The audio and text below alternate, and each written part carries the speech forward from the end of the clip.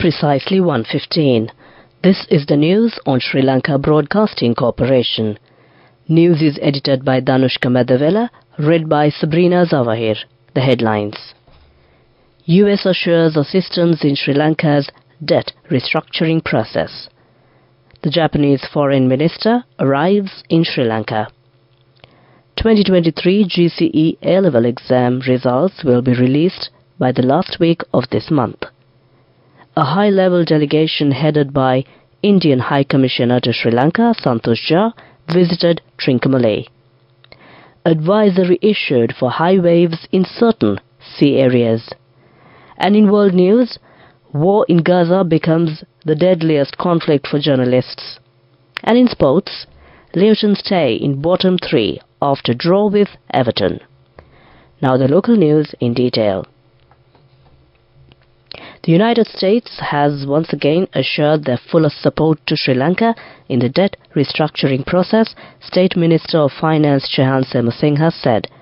Posting on X, Semasinghe said that he had a productive bilateral engagement with Mr. Robert Caproth, Deputy Assistant Secretary of the U.S. Treasury, during the Asian Development Bank annual meeting in Tbilisi, Georgia. During the bilateral discussion, the progress achieved in the debt restructuring process was discussed at length, he added.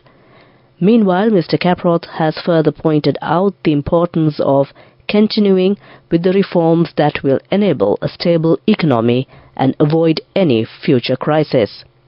Meanwhile, State Minister Semasinghe also met with Young Mong Yong, Vice President for the South, Central and West Asia of ADB.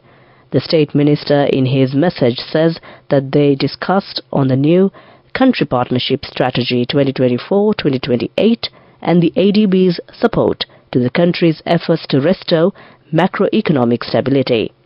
Progress of the economy and debt restructuring process were discussed, and Yong reaffirmed the strong commitment of ADB to support Sri Lanka, Semasinghe said on X. Japan's Foreign Minister Yoko Kamikawa arrived in Sri Lanka today on an official visit. She arrived in the country through Katunayake Airport this morning. The aim of her visit is to discuss debt and economic restructuring process. During her two-day visit, the Japanese Foreign Minister is expected to meet high-level officials of the government, including President Ranil Wickremesinghe and Prime Minister Dinesh Gunawardena. During a recent media briefing in Japan, the Japanese Foreign Minister reiterated Japan's cooperation with Sri Lanka in the debt restructuring process. The discussions between the Japanese Foreign Minister and the Sri Lankan government will focus on several areas, including the resumption of economic ties and development engagements and restructuring of Sri Lankan debt and the economy and the progress on Japan-funded investment projects in Sri Lanka. A high-level delegation headed by Indian High Commissioner to Sri Lanka, Santosh Jha, visited Trincomalee yesterday. They reviewed the progress of the development projects being carried out in Trincomalee with the cooperation of India. The team also visited important places including the oil terminal. The High Commissioner visited the Air Force Base in Trincomalee. He was warmly welcomed by Air Commodore Tushara Weeraratne and Group Captain Nishanta Senaviratne. He also interacted with Indian Navy Donia technical team, which has been instrumental in augmenting Sri Lanka's maritime surveillance capabilities. High Commissioner Santosh Jha also visited the solar power plant to be set up at Sampur in a joint venture between the Energy Corporation of India and the Sri Lanka Electricity Board. He also visited the first grease manufacturing plant set up in Sri Lanka. The High Commissioner of India participated in the donation of medical equipment to Mudur Base Hospital organized by the Lanka, distributed dry food packs to people living near the Trincomalee oil terminal. This news is brought to you by Sri Lanka Broadcasting Corporation. Continuing local news, the Examination Department has announced that the results of the 2023 General Certificate of Education Advanced Level Examination are expected to be released around the last week of this month. A total of 346,976 students participated in the 2023 GCE A-level examination, which was conducted in January this year. Among the examinees, there were 281,445 school applicants, while 65,531 were private candidates. This substantial number of candidates highlights the importance of the A-level examination in Sri Lanka's educational system. As students eagerly anticipate their results, the forthcoming release will be a crucial moment for those who have diligently prepared and undertaken the examination. The Sri Lanka Bureau of Foreign Employment says that 2,772 individuals left the country for Israel for employment during the first 4 months of this year. According to the agreement reached with Israel and Sri Lankan governments, Sri Lankans received job opportunities in various sectors including fisheries, healthcare, construction and agricultural sectors in Israel. A mobile service and free legal advice organized by the Sri Lanka Human Rights Commission is being held today at Bugawantalawa. These services will also be held tomorrow. People can avail the service from 9 a.m. to 4 p.m. at St. Mary's College, Bugawantalawa. Divisional Secretariat, Employee Provident Fund, Employee Trust Fund, Foreign Employment, Land Deed and Human Rights Violation-related services will be provided here. Free legal advice is supported by the United Nations Development Programme. That ends local news. The main news story is brought to you by Sinhala Mahatmya. The Secretary-General of Parliament, Mrs. Kushani Rohanadira, said that the Parliament is scheduled to meet from Tuesday 7th to Friday 10th of May. The parliamentary business related to this week have been decided at the Committee on Parliamentary Business held on April 26th under the chairmanship of the Deputy Speaker, Honourable Ajit Rajapaksa. Accordingly, Parliament will meet on Tuesday the 7th of May at 9:30 a.m. and time from 9:30 a.m. to 10:30 a.m. has been allotted for questions for oral answers. That came to you in main news. The main news story was brought to you by Sinhala Mahatmya. Moving on to Watchlight, the Sports Ministry will award 1 million rupees each to the families of the victims of the Fox Hill Supercross tragedy in Diatalawa that happened last month and claimed the lives of 7 and injured several more. Lands, Tourism and Sports Minister Harin Fernando said that although this money cannot equal the life of a human, this is some compensation they can provide to the victims' families. He said that in addition, they will award 250,000 rupees to each of the injured people who are being treated in hospitals. That came to you in Watchlight. Moving on to world news, taking a look at the headlines of the world news. War in Gaza becomes the deadliest conflict for journalists. Myanmar stops men from working abroad as war intensifies. Sweden prepares for Eurovision with heightened security. Now the world news in detail. Israel's war on Gaza has become the deadliest conflict for journalists and media workers. More than 100 journalists and media workers, the vast majority Palestinian, have been killed in the first 7 months of war in Gaza, according to the Committee to Protect Journalists and the International Federation of Journalists. Gaza's media office has the number at more than 140 killed, which averages to 5 journalists killed every week since October 7th. Since the start of the war, at least 34,596 Palestinians have been killed and 77,816 others injured in Gaza. More than 8,000 others are missing, buried under the rubble. So far in 2024, 25 journalists and media workers have been killed, according to the CPJ. At least 20 of those killed were in Palestine, while 2 were killed in Colombia and 1 each in Pakistan, Sudan and Myanmar. In 2023, more than three-quarters of the 99 journalists and media workers killed worldwide died in the Israel-Gaza war, the majority of them Palestinians killed in Israeli attacks on Gaza. Myanmar's military government will no longer allow conscription-age men to travel out of the country for work weeks after an enlistment order prompted many to try and flee. On Thursday, authorities said they would suspend all applications from men for overseas work permits. There is a large diaspora of Myanmar citizens working in other countries in Asia, and previously locals had been allowed to leave for jobs abroad.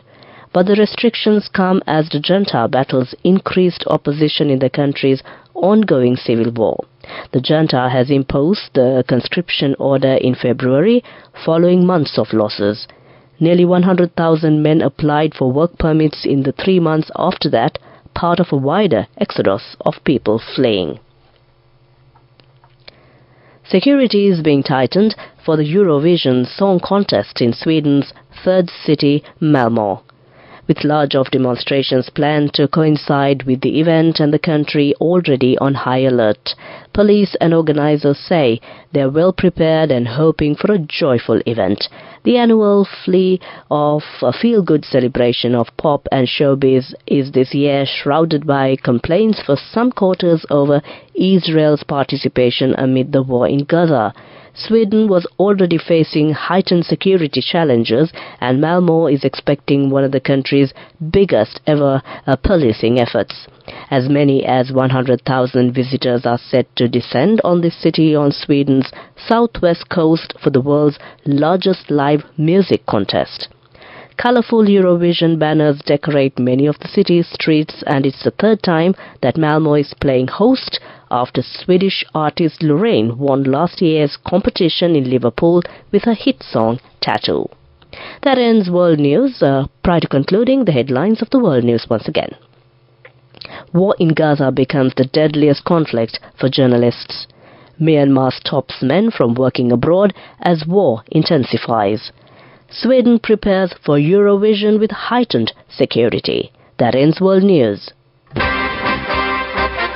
Development News. State Minister of Finance Dr. Ranjit Siambalapitiya said that the Sri Lanka rupee has become one of the fastest growing currencies in the world today. The State Minister pointed out that only the first 4 months of this year, the rupee has achieved remarkable growth in comparison with all other currencies in the world. The first 4 months, the rupee has gained 9.1% against the US dollar and has gained 12.7% against the euro. The State Minister of Finance said that the rupee has gained 10.8% against the sterling pound and 11.4% against the Chinese yuan. He further said that the rupee has grown by 21% compared to the Japanese yuan and by 9.5% compared to the Indian rupee, and has grown by 14.2% compared to the Australian dollar. That came to you in Development News. Moving on with sports news. Luton Town missed a chance to move out of the Premier League's relegation places as they were held to draw against Everton at Kenilworth Road. Everton, safe from the draw before kick-off, went ahead from the penalty spot after 24 minutes. Dominic Calvert-Lewin coolly converted after Luton defender Teden Mange was penalised from hauling down Jared Branthwaite following an intervention from the video assistant referee. Elijah Adebayo showed exactly what Luton have been missing as the striker marked his first start since early February with the equaliser 7 minutes later, the big forward proving too strong for Ashley Young before shooting low past Jordan Pickford. That came to you in Sports News. Go ekakiyana youth eකට life එකේ change එකට නියමෙට set වෙන්න ඇස් වහගෙන දැකපු වීන හැබැයි කරන්න youth එකට නියමෙට set වෙන friendship එක මෙන්න. The all-new NSB Ithru Mithru account. NSB I Am, a plan for your dream. Business News.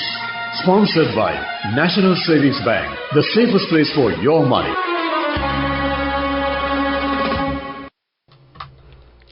Weekly average weighted prime lending rate for the week ending 3rd May 2024 increased by 2 bps to 10.15% compared to the previous week. The reserve money decreased compared to the previous week mainly due to a decrease in the currency in circulation. The total outstanding market liquidity was a surplus of 120.028 billion rupees by 3rd of May 2024 compared to a surplus of 109.288 billion rupees by the end of last week. By the 3rd of April 2024, the all-share price index increased by 1.67% to 12,404.33 points, and the S&P SL20 index increased by 1.03% to 3,672.05 points compared to the index values of last week. That came to you in business news. Business news. Sponsored by National Savings Bank, the safest place for your money. Go ekak thiyana youth eකට life එකේ change එකට නියමෙට set වෙන්න ඇස් වහගෙන දැකපු වීන හැබැයි කරන්න youth එකට නියමෙට set වෙන්න friendship එක මෙන්න. The all-new NSB Ithru account, NSB IM, a plan for your dream. Moving on to economic news. Vadivel Suresh, General Secretary of the Lanka Jatika Estate Workers Union, emphasized that both the government and the Plantation Employers Association bear the responsibility of providing wage increases to plantation workers. These workers, who play a pivotal role in sustaining the esteemed reputation of Ceylon tea, contribute significantly to the national economy of Sri Lanka. Vadivel Suresh made this statement during a press conference held at the Presidential Media Centre yesterday. The Member of Parliament noted that plantation companies benefiting significantly from the fluctuating dollar value ought to feel ashamed for not providing their workers with a salary raise. He emphasized that the salary increase outlined in the Gazette notice issued by the Labour Commissioner General for plantation workers should be implemented. That came to you in economic news. Weather report. Finally, we take a look at the weather report. The Met Department says that showers or thunder showers will occur at a few places in Western and Sabaragamuwa provinces and in Galle and Mathura district after 2 p.m. Misty conditions can be expected at some places in Western and Sabaragamuwa provinces and in Galle and Mathura districts during the morning. Then also the Met Department has issued an advisory for high waves for the sea areas extending from Kalpitia to Pothuil via Colombo, Galle and Hambantota for the period from 5 a.m. today until 5 a.m. tomorrow. The Natural Hazards Early Warning Center of the Met Department says that the swell waves will be about 2.5 to 3.0 meters high. The wave period may increase in the sea areas off the coast extending from Kalpitia to Pothuil via Colombo, Galle and Hambantota. There is a possibility that near-shore sea areas off the coast extending from Kalpitia to Mathura via Colombo and Galle may experience surges due to swell waves. The sea areas off the coast extending from Kalpitia to Pothuil via Colombo, Galle and Hambantota can be rough at times. The naval and fishing communities who are engaged in fishing and naval activities in the above sea areas are requested to be vigilant in this regard. That came to you in the weather report. Prior to concluding this bulletin of news, the headlines once again. U.S. assures assistance in Sri Lanka's debt restructuring process. The Japanese foreign minister arrives in Sri Lanka. 2023 GCE A-level exam results will be released by the last week of this month. A high-level delegation headed by Indian High Commissioner to Sri Lanka, Santosh Jha, visited Trincomalee. Advisory issued for high waves in certain sea areas. With that, we conclude the news, and over to my friend and certainly yours, who's all geared up to keep you entertained with a wonderful collection of music indeed. Over to you, Asaka.